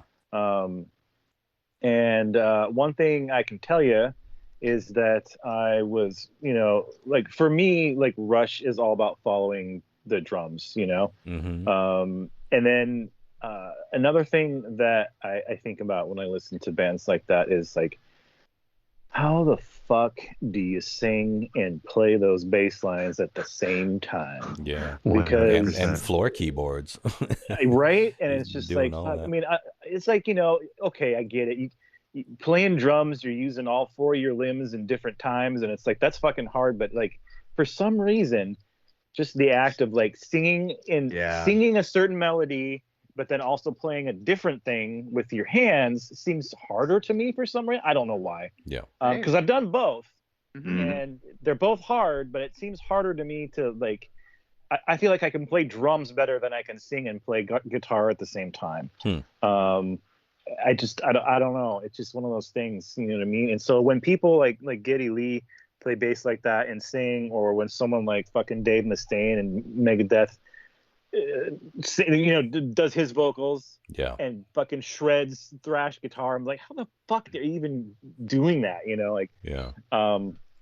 but there was a couple songs on this album I want to say. Cinderella Man was one, and what was the other one? Was it can you go through the track list real quick? Well, there was Xanadu. It's kind of like the first like epic getting into it. The first one I think is called Farewell to Kings, and then there's Madrigal, and Cinderella Man, so I think it's Cinderella Man and maybe Madrigal. That when I was listening through it again today, it was like those songs just sort of meandered away into the ending, and I was like, wait, what? Yeah. What? Madrigal basically is not even a real song. It's just kind of it's a bridge. With Cinderella Man, I was like, okay, like, there's a story coming, he's telling a story, and then I think I might have been distracted by something at work, and then I started paying attention to the music again. I was like, what? Where'd it go? What happened? What? It's over? And I was like, I'm like, what the fuck happened? It was weird. I love Cinderella Man. But I really, really like Cygnus X1 Book of Thorns Journey Blast Off. I don't know. I think that's one of the. I was thinking that Closer to the Heart, because that's a pretty well known radio hit song, I guess, right? Mm-hmm. But I was like, okay, well, I know this song really well, and I think maybe Cygnus is the one that I've heard more than Closer to the Heart, maybe even. Interesting. Or maybe I just like it more because it's just like the stuff that's in there is like, oh yeah, I remember this. You know what I mean? Like there's something about it that like is kind of like more in my consciousness than Closer to the Heart for some reason. I think, I don't know. But yeah, overall it was a really good listen. And I mean, I honestly haven't listened to a lot of Rush albums like back to front. Even though I do appreciate Rush, I've just never really sat down and been like, I'm going to listen to 2112 the whole way through. You know what I mean? It's just not something that I do. So this was a nice change of pace. Yeah. Awesome. Well, I'm glad you dug it. And yeah, I can see how you would think that maybe expecting it to be a bit more wild or a bit more dynamic than it was from my description. But the thing is, it's pretty crazy to me, chaotic. It is like it like maybe the overall like movements and things, if you just take the song at like face value, might not seem like it's too crazy, but if you start listening to the intricacies and break down like what they're actually doing, like piece by piece, it's like, oh fuck. And like I said, there's stuff that happens that's similar, on the album, a couple albums before, Caress of Steel, that I think is more self-indulgent prog. And one of the things I think it is kind of maybe a little bit more subdued is they did, sort of, I feel like they hit that shelf nicely, the ceiling, if you will, of where it got a little too out of control, and then they notched it back to keep it snappy and listenable and I think memorable. There's a lot of forgettable stuff in some of that early Rush proggy shit, but everything on Caress or A Farewell to Kings to me was catchy the first time I heard it, and it just sounded like good rock. Yeah, and each individual song does sound like it could be a separate, like almost radio hit. Nothing is too unapproachable or too weird. Yeah, I tell you what, I'm pretty excited to see Primus play this fucking album because I never got a chance to see Rush, and so this will be like the next best thing, I think. No. Is Rush? Are they all still alive, or are they dead? What's the deal? Neil just died a couple years ago. Yeah, the drummer. And that is the end of Rush. The people keep asking, "Are you going to tour with like a new drummer?" They're like, "No." But people do. People tour with very, very prominent people dead. So both their drummers are dead now. Well, the lead singer, they had Axl Rose singing for him for a while. AC/DC. Oh yeah, they did. Yeah, so I mean, it's just weird. Yeah, talk about a guy that took the turn. Voice just lost it. Yeah, well, it's a hard. I mean, these fucking. That's an instrument that's made of meat, and your guitar will sound just as good in 35 years. Your voice can't possibly. So it's an unfair and very high stress standard that singers are held up to, especially that kind of music, where like crazy high note or metal or operatic or that kind of music. Yeah, it's always going to be tricky because there's no way you can sustain that.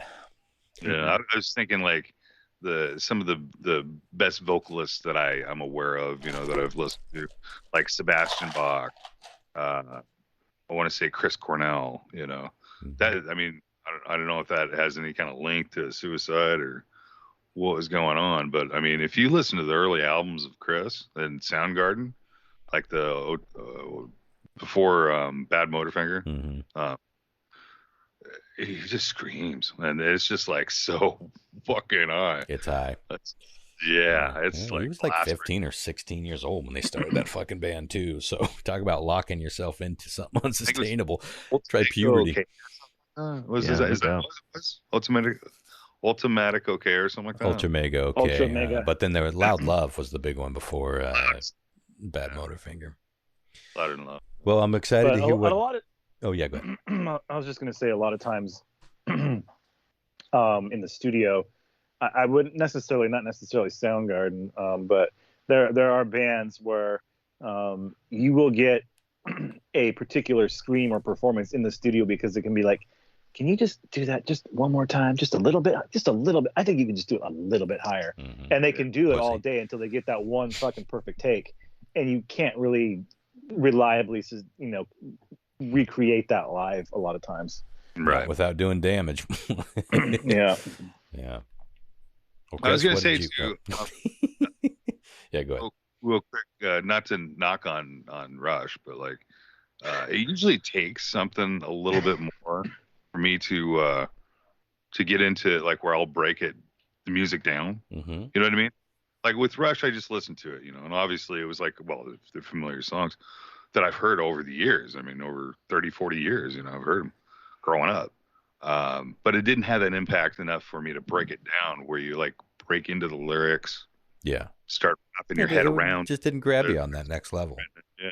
Sure. It really didn't, but not to knock on it. Like Rush, that's a very common reaction to Rush. Even if you do, you can acknowledge it. It's a very common thing from my experience, that it's just a band that it's tough for a lot of people to get into, like next level. Right. Chris, what did you think? I'm going to be brutally honest with you, Ronster. Okay, lay it on. Overall, I really liked it. It was fun. I love the bass playing, Abby. it's really fun for me to listen to whenever I really want to listen to a song. The first thing my brain picks out are the bass riffs with the drums. They're like the heartbeat, right? So it's the same thing when I'm playing with the Bloody Oranges. I'm always like looking over to John Mark and feeling that. That's where I'm at. Yeah. So that was fun to listen to. I got super baked the first time I did it, and I was like, whoa. And then I had this bass riff I couldn't get out of my head, and it's do do do do do do do do do do do do do, from the Xanadu. Yeah, so good. I'm sure that sounded fucking terrible. It was perfectly in sync on my end, so it came across Skype just perfect. I'm sure. I think I might enjoy prog rock quite a bit. I'd like to. I've not been exposed to much of it. I'd like to. I'm gonna check out. Somebody recommended the other really popular Rush album to me. Was it the 20? Was it 20? 2112 would be the other one with the yeah. proggy stuff Yeah. on it. Yeah. Their biggest album might be Moving Pictures, which is what had Tom Sawyer on it, and that one's a little more radio friendly, but still some proggy stuff on there. I'm gonna check it out because I had a lot of fun with that. I think you'll love 2112, the song especially. That's the 22-minute. Yeah, it's a good song. Okay. I think Geddy Lee's vocals are sometimes I think they might be an acquired taste. I haven't quite for sure been like, oh yeah, I'm feeling this. But I did find that when he got into especially in Sickness, when he got into those crazy high screamy notes, I really liked that version of his voice. Like I was like, fuck yeah. Well, you would like the older stuff then, probably. Yeah, so I'll take a listen. But and I don't know if this is relevant to you guys at all, but sometimes when he got to those. And the way he would sing, I had flashbacks to a band much later. But I don't know if you guys ever gotten to No Doubt, like Tragic Kingdom, the first No Doubt record. That was a big part of my. I know what you're saying. Yeah, Gwen did kind of do that. Oh, I'm just a girl. Yeah, she does kind of that llama vibrato. Like that weird one. Yeah, she'd go really high with it too in some of them. And I almost never would have made that thing. connection, but I can see it now that you pointed it out. So I thought I don't know. That might be the gateway drug for some people who like No Doubt, and, but they're afraid to have some sort of odd phrasing. I did love the Expanse references. I started looking them up, and one of the first things that popped up was somebody trying to debunk that the Rocinante came from the Rush album. They were like, somebody said it wasn't, blah, blah, blah, blah. But then I found another thing that was like the bullshit. They were like, yeah, it was inspired by, that wasn't the first time that was used. It was like Don Quixote. Don Quixote? Well, the song was based, the ship in the song was based off of, Don Quixote's horse, Rocinante, but... yeah, exactly. But yeah, I've read that there's other, like they use. There is, and I was just gonna they had you see these 3 recon drones they use, and they're called the Pert, Lee, and the Life Sun, which are the surnames of them. So, yeah, that was hard to miss. Cool. Okay, I just kind of took a few notes I wanted to touch base on. I thought Closer to the Heart was it's a nice tune, but I'm shocked it's the most popular track on the album by far, radio hit or not, I don't care. It's okay to me. It's like, it's my least favorite. It's just maybe I'm tired of it, but yeah. Yeah. That's the one the chicks always dug. I'm sure. And it's easy to listen to, I guess. It's a little more calm. It's calmer. I liked every song on the album pretty much except for one, which was Madrigal. I didn't care for that. I couldn't get into it at all. It just felt too toxic. But it's like I said, it's not even really a song. It's just like... Yeah. It was just too... Yeah. It was just too... It was too toss a coin to your witchery for me, but not fun. Oh my god, I fucking love that shit. Toss a coin to your witchery, oh valley of plenty, oh valley of plenty, oh. The greatest adventure. Oh my god. Honestly, my only complaint about the whole album, and I assume this probably is something that made this album special at the time, and for somebody that's not trying to critically review something and suck it in really fast, something that it just wasn't relevant for me. It was the 2-minute intros of wind chimes on a couple of songs. I was just like, just get me to the song, man. I want to get to the song. But I get it. Like there's an experience there, right? You're supposed to be an expose. Putting yourself out on the plane of some ancient Ice Cave. Yeah, Where I you wasn't might there. discover the honeydew. Yeah, a common problem with a lot of prog. If you know, there's a lot of that.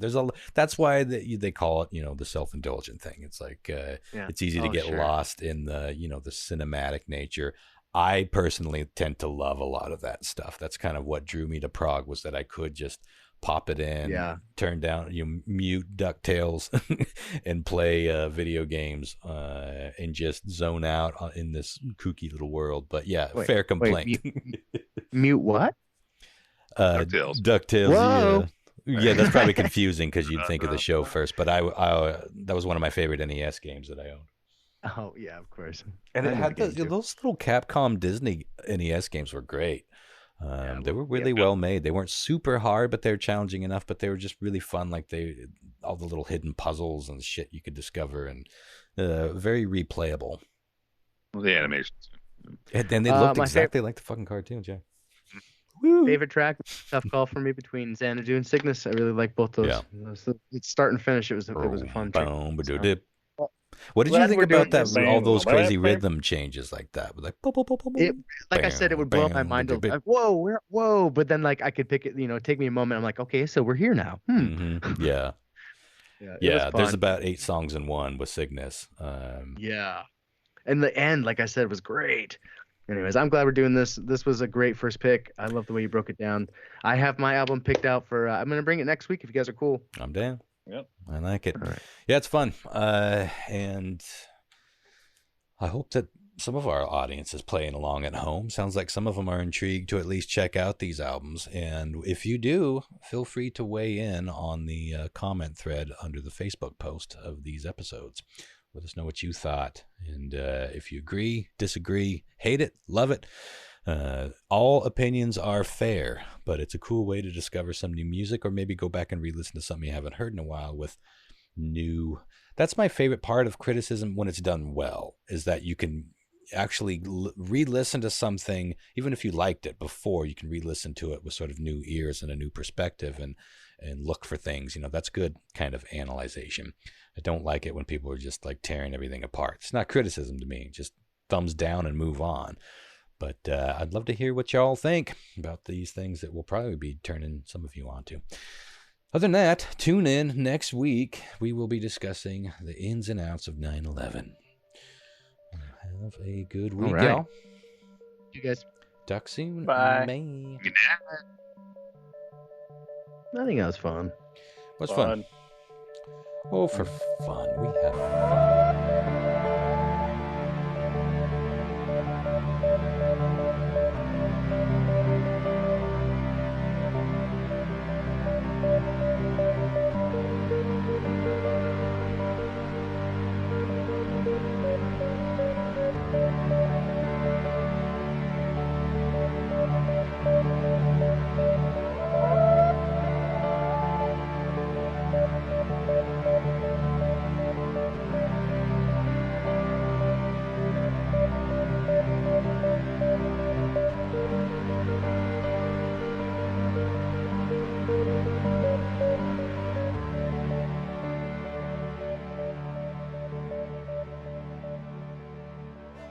I gotta go get some of that quarter pounder with cheese tingles. No.